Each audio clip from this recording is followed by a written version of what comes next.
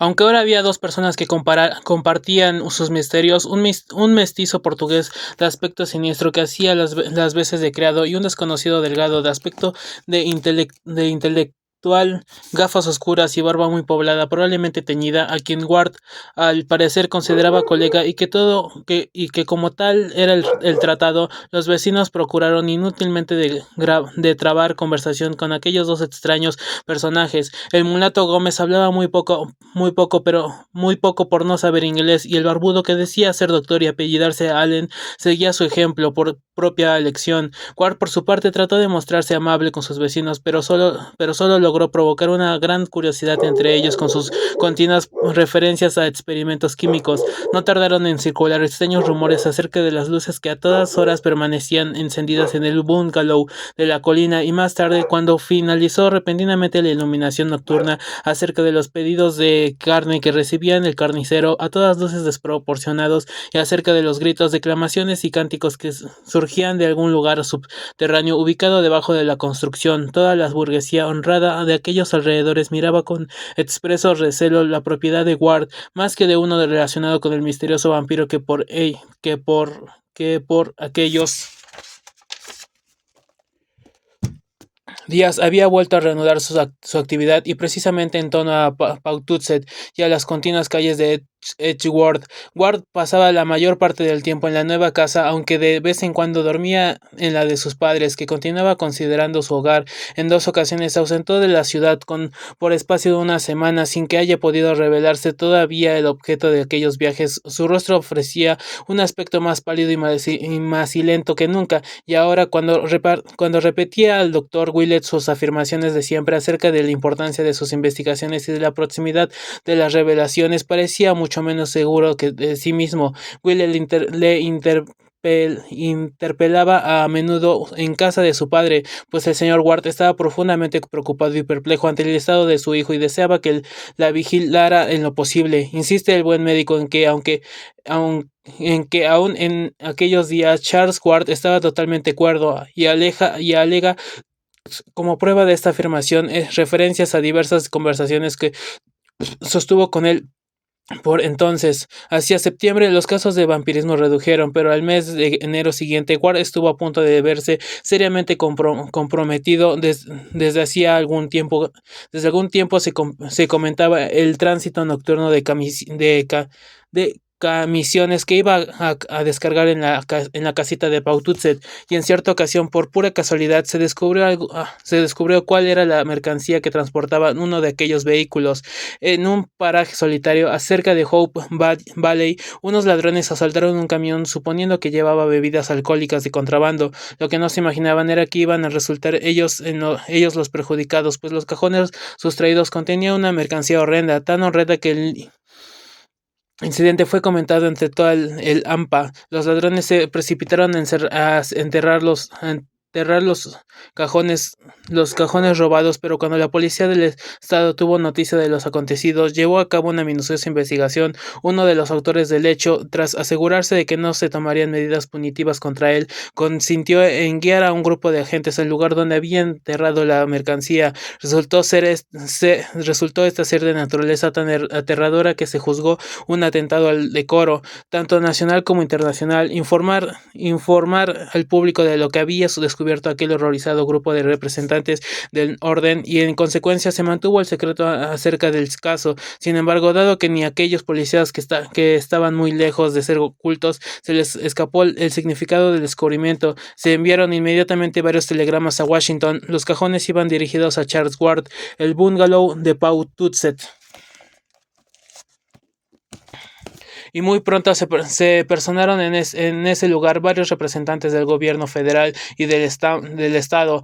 Le encontraron pálido y preocupado, rodeado de sus extraños compañeros, pero recibieron de él una explicación válida y pruebas de inocencia que calificaron concluyentes. Ward declaró que había necesitado ciertos ejemplares anatómicos para llevar a cabo un proyecto de investigación de cuya profundidad y autenticidad podían responder los que le habían conocido en la última década, y que en consecuencia consecuencia había hecho el oportuno pedido a las agencias que podían proporcionárselos a entender legalmente acerca de la identidad de aquellos ejemplares. No sabía absolutamente nada y se mostró muy extrañado cuando aquellos inspectores se refirieron al efecto monstruoso que el conocimiento del asunto podía provocar entre el público, con el consiguiente deterioro de la dignidad nacional. Todas las aservaciones del joven fueron sólidamente confirmadas por su barbudo colega, el doctor Allen, cuya voz extrañamente profunda revelaba una seguridad mucho mayor que la que revelaban los tartamudeos nerviosos de Ward.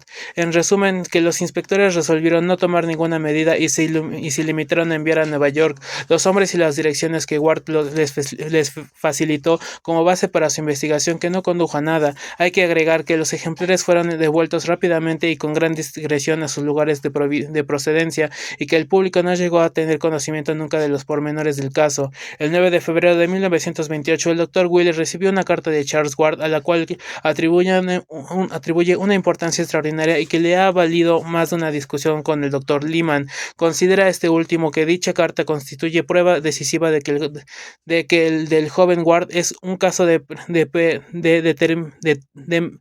caso de dementia precoz, mientras que su colega la juzga última manifestación de la cordura de su paciente. Alega como argumento a su favor la normalidad de la caligrafía, que si bien revela el nerviosismo de la mano del autor, es indudablemente la de Ward. El texto es el siguiente.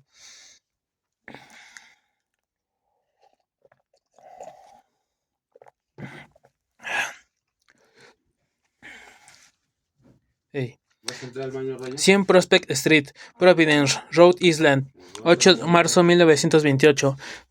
Apreciado Dr. Willett, comprendo que al final ha llegado el momento de hacerle la reservación que hace tanto tiempo le anuncié y que a usted tantas veces me ha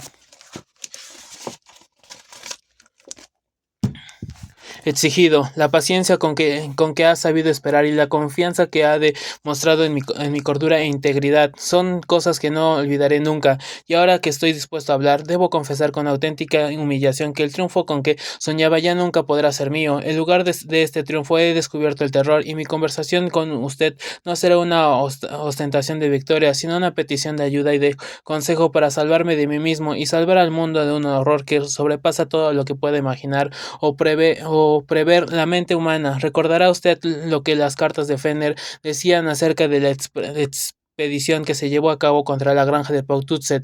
Hay que repetirla ahora y a la mayor brevedad. De nosotros depende más de lo que nunca lograré expresar con palabras: la civilización, las leyes naturales, quizá incluso la suerte del sistema solar y del universo. He sacado a la luz una anormalidad monstruosa, pero lo he hecho en favor del conocimiento humano. Ahora, por el bien de la vida y de la naturaleza, tiene usted que ayudarme a devolver a la oscuridad. Me he alejado para siempre el bungalow de Pawtucket, y debemos devastar todo lo allí presente. Vivo o muerto, no volveré a pisar ese lugar, y si alguien le dice a usted que estoy allí, no lo crea. Le explicaré la razón de estas palabras cuando le vea. Estoy en mi casa y necesito que venga usted a visitarme en cuanto pueda disponer de 5 o 6 horas para escuchar lo que tengo que contarle. Será necesario todo ese tiempo, y créame si le digo que cumplirá con ello un deber profesional. Mi vida y mi razón son las cosas menos importantes que están en juego en este caso. No me he atrevido a hablar con mi padre porque sé que no me entendería, pero sí le he dicho que estoy en peligro y ha contratado a 4 detectives para que vigilen la casa. No sé hasta qué punto será eficaz su vigilancia, puesto que tiene contra ellos una fuerza cuyo poder es imposible imaginar. Comparezca enseguida si quiere encontrarme vivo y saber cómo puede ayudarme a salvar el cosmos del desastre total. Acude en cualquier momento, puesto que yo no saldré de casa. No llame por teléfono, ya que no se sabe quién o qué puede interceptar su llamada, y roguemos a los dioses que puedan existir para que nada impida este encuentro. Con la mayor solemnidad y desesperación, Charles Dexter Ward. Postdata: disparen sobre el Dr. Allen en cuanto le vean y disuelvan su cadáver en ácido. No lo quemen. El Dr. Wheeler recibió la carta alrededor de las 10:30 de la mañana e inmediatamente se le compuso que quedar libre a primera hora de la tarde. Pretendía llegar a casa de los Ward alrededor de las 4 y durante toda la mañana estuvo abstraído en especulaciones tan descabelladas que la mayor parte de sus tareas las realizó maquinalmente. La cara de Charles Ward parecía a primer visto producto de la mente de un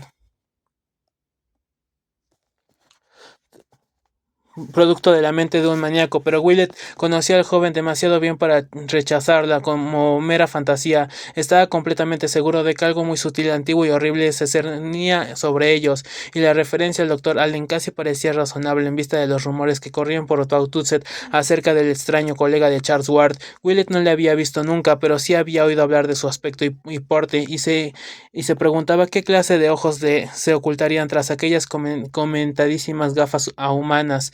A las 4 en punto, el doctor Willett se presentó en la residencia de los Ward, pero descubrió con gran disgusto que Charles no había persistido fiel a su disposición de quedarse en casa. Los detectives sí estaban allí, y por ellos supo que el joven había perdido al parecer parte de su desanimado anterior. Uno de ellos le dijo que había pasado la mañana hablando por teléfono, discutiendo, protestando airadamente y contestando a una voz desconocida frases como estoy muy fatigado y tengo que descansar una temporada. No puedo recibir a nadie durante algún tiempo. Tendrá usted que disculparme. Le ruego que prorrogue toda decisión definitiva hasta que podamos llegar a un compromiso. Lo siento mucho, pero tengo que montarme unas vacaciones y no puedo ocuparme de nada. Ya hablaré con usted más adelante. La vida de una aristócrata. Estar ocupado planeando sus vacaciones. Luego como si Luego, como si hubiera estado meditando y la reflexión le hubiera infundido valentía, había logrado salir de la casa tan silenciosamente que nadie se había dado cuenta del hecho, ni había reparado en su ausencia hasta su regreso, ocurrido alrededor de la 1 de la tarde. Entró a esa hora a la casa sin decir una palabra. Subió al tercer piso y allí evidentemente volvieron a reproducirse sus temores, porque se le oyó gritar aterrorizado al poco de entrar en su biblioteca. Sin embargo, cuando el mayordomo subió a indagar el motivo de aquel alarido, Charles se asomó a la puerta con aire resuelto y con un gesto despedido al sirviente, que quedó profundamente alarmado. Poco después volvió a salir de la casa. Will le preguntó si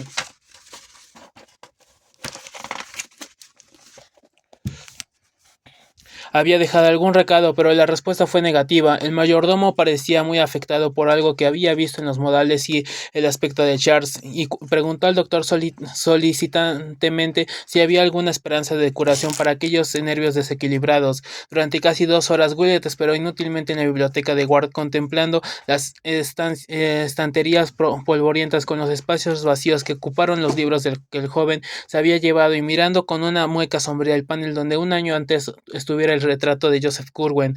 Poco a poco las sombras fueron cerrando filas en torno suyo,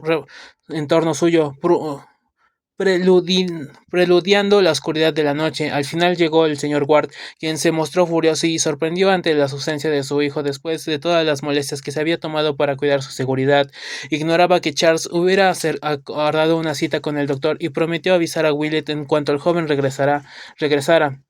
Al despedirse de él, le hizo partícipe de la preocupación que sentía por el estado del joven y le suplicó que hiciera lo posible para devolver su mente a la normalidad.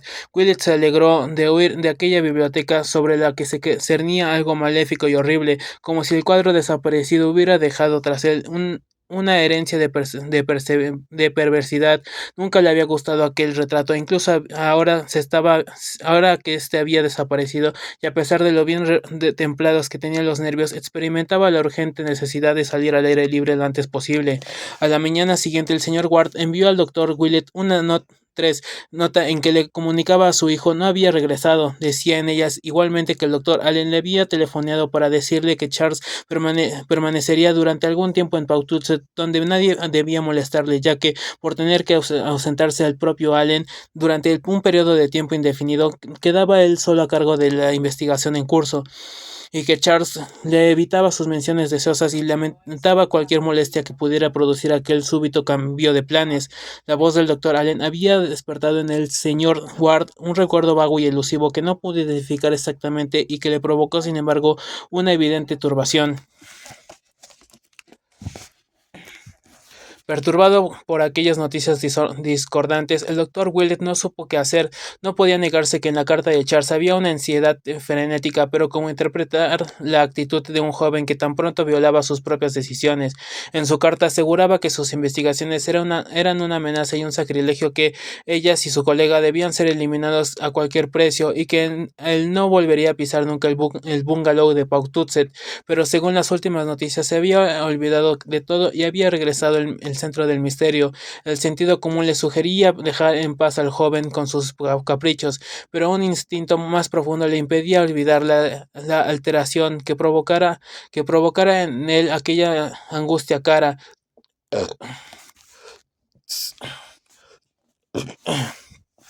William la leyó otra vez, y a pesar de su lenguaje algo altisonante y de la carencia de datos concretos, no pudo juzgarla ni absurda ni demente. El terror de Charles era demasiado intenso, demasiado real, y unido a lo que el doctor sabía ya del caso, evocaba monstruosidades tales de Allen, del tiempo y el espacio, que ninguna justificación cínica bastaba para explicarlas. Lo cierto es que existían horrores sin nombre en aquel bungalow, y aun a riesgo de su intervención resultara infructuosa, tenía que estar preparado para pasar a la acción en cualquier momento.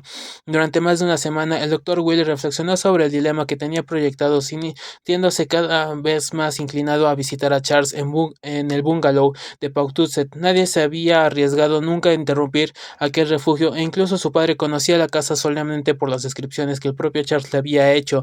Pero en este caso, el doctor Willett consideró necesario tener una entrevista directa con su paciente. El señor Ward había estado recibiendo de su hijo durante esos días noticias muy vagas en breves notas mecanografiadas, semejantes a las que recibía a su mujer en su retiro de Atlantic City, y en vista de ello, el doctor se decidió a actuar, a pesar de la curiosa sensación que despertaban en él las antiguas leyendas relativas de Joseph Ward y las más recientes revelaciones y advertencias de Charles Ward.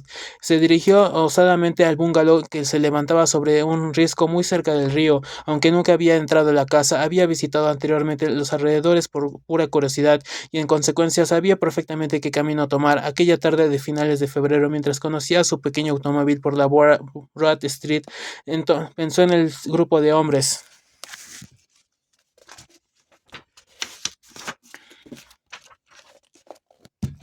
que había seguido aquella misma ruta 150 años antes en una terrible expedición que había resultado sumergida en el más impenetrable misterio. Él recorrió a través de los arrabales de Providence.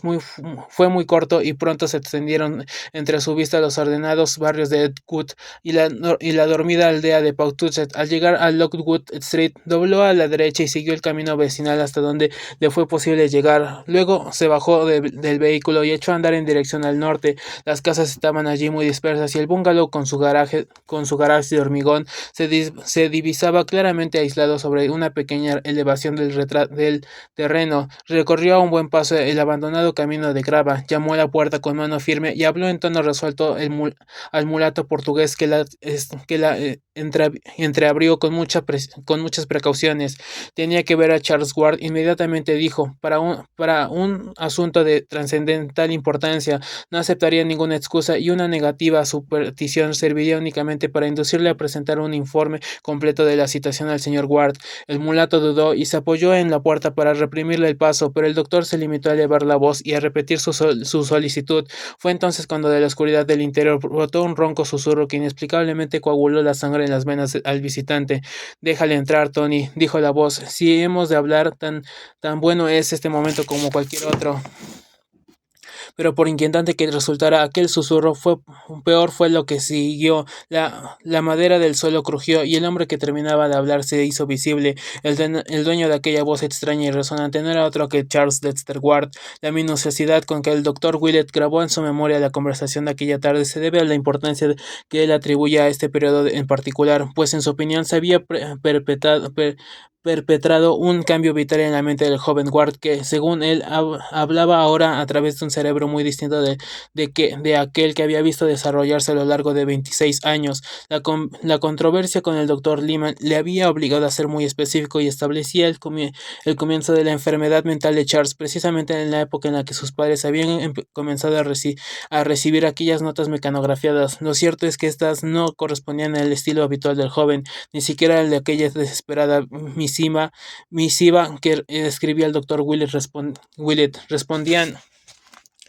a un estilo raro y arcaico,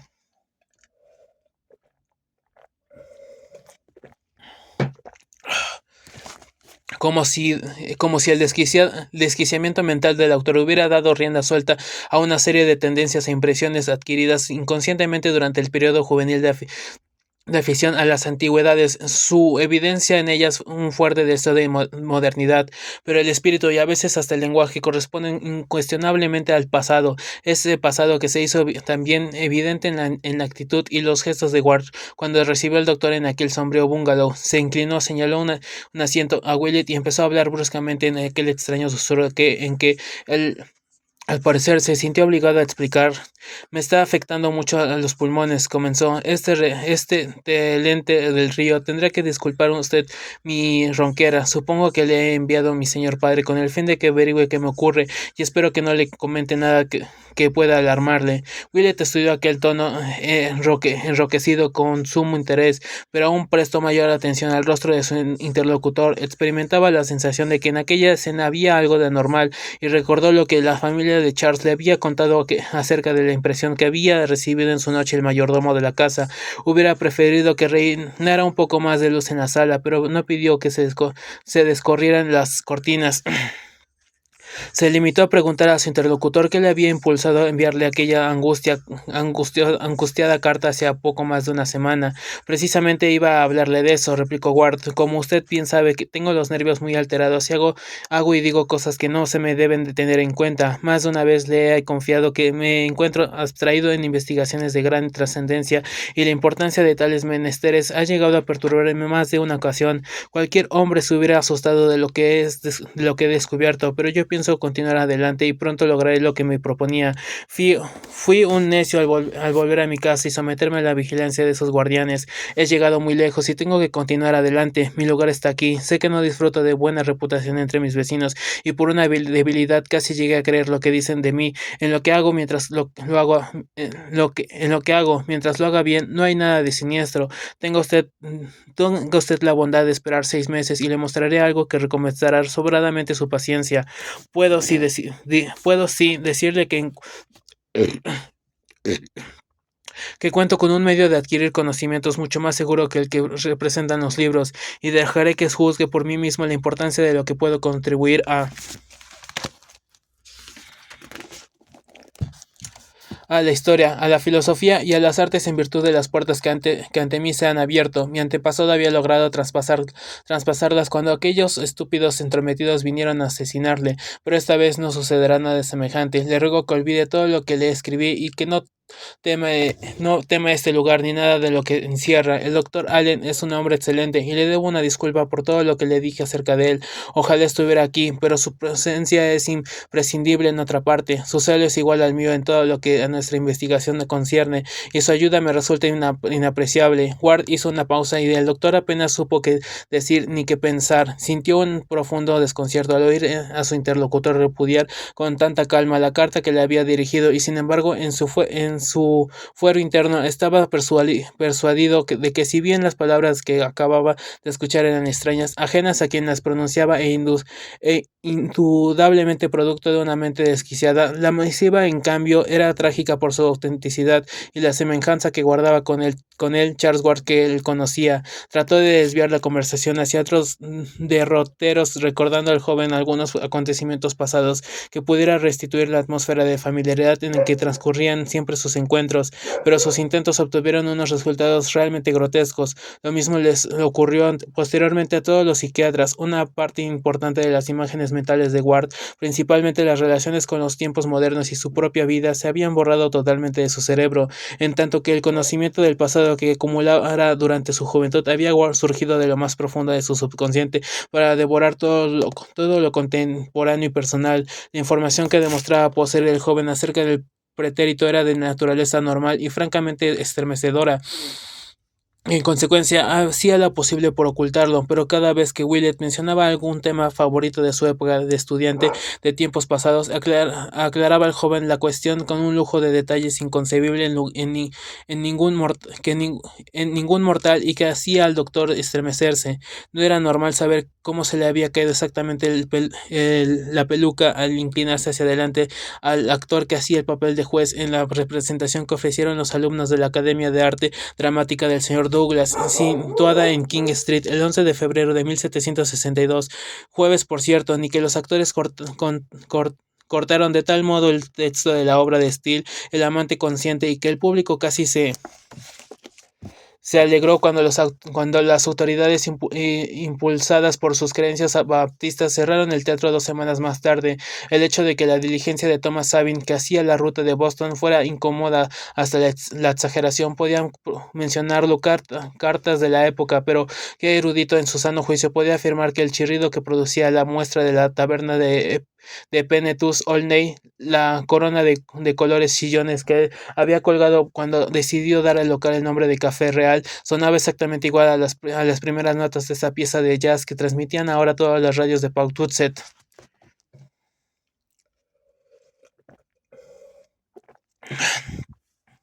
Ward, sin embargo, no se dejó llevar demasiado por aquel camino. Los temas modernos y personales los rechazaba de raíz, en tanto que los referentes al pasado, aun siendo más de su agrado, parecían fastidiarle indudablemente. Lo único que deseaba era que su visitante quedara lo bastante satisfecho como para que se fuera sin intención de regresar.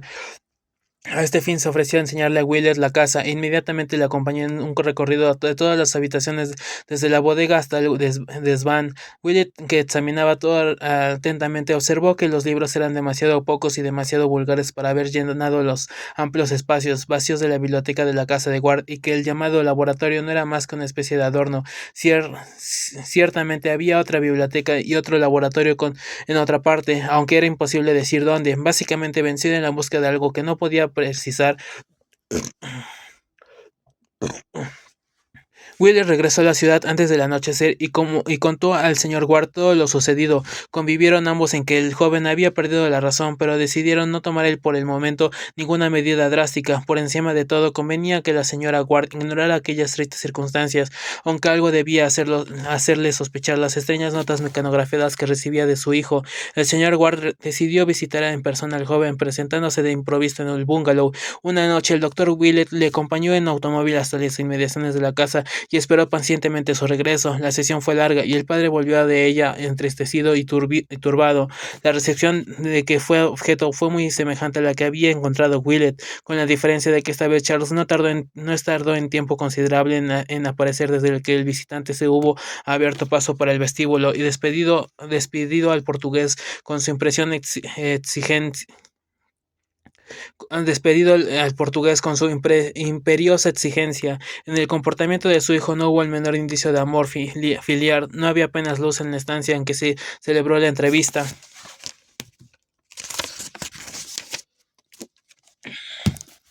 Pero el joven se quejó de que la claridad le molestaba enormemente. No habló en voz alta en ningún momento pretextado que le dolía mucho la garganta, pero en su ronco susurro había algo tan alarmante que el señor Ward no logró sobreponerse a la impresión que le produjera. Definitivamente unidos para hacer todo lo posible por devolver al joven Charles la salud mental, Ward y el doctor Willett comenzaron a reunir datos sobre el caso. Lo primero que estudiaron fueron las habladurías que corrían por Pawtucket, cosa que resultó bastante fácil, ya que ambos tenían buenos amigos por aquellos contornos. El doctor Willett recogió la mayor parte de los números, ya que la gente hablaba más abiertamente con él que con el padre del personaje en cuestión, y de todo lo que oyó pudo deducir que la vida del suceso de Ward era realmente extraña. Casi todos los habitantes de Pawtucket relacionaban el bungalow con la oleada de vampirismos del año anterior y las islas y venidas nocturnas de los camiones que a él se dirigían eran objeto de suspicaces comentarios. Los comerciantes locales hablaban con extrañeza de los pedidos que hacía el criado mulato y en especial de las grandes cantidades de carne y de sangre fresca que encargaba a dos carniceros de las inmediaciones para una casa en la que solo vivían 3 personas. Aquellos pedidos resultaban plenamente exagerados. Luego estaba el asunto de los ruidos subterráneos. Los informes acerca de ellos fueron más difíciles de recoger, pero una vez reunidos y se vio que todos concordaban en ciertos detalles básicos, eran sin duda alguna de naturaleza ritual, sobre todo cuando el bungalow estaba a oscuras. Desde luego podían proceder de la bodega, pero los rumores insistían en que había criptas más profundas y más amplias, recordando las antiguas habladurías acerca de las catacumbas de Joseph Curwen, y dado por sentado que el joven, guiándose por alguno de los documentos encontrados junto con el cuadro, había escogido el bungalow por encontrarse emplazado exactamente en el lugar donde se alzara la granja de su antepasado. Buscaron afanosamente la puerta que se mencionaba en los viejos manuscritos y que según estos debía encontrarse muy próximo a la orilla del río.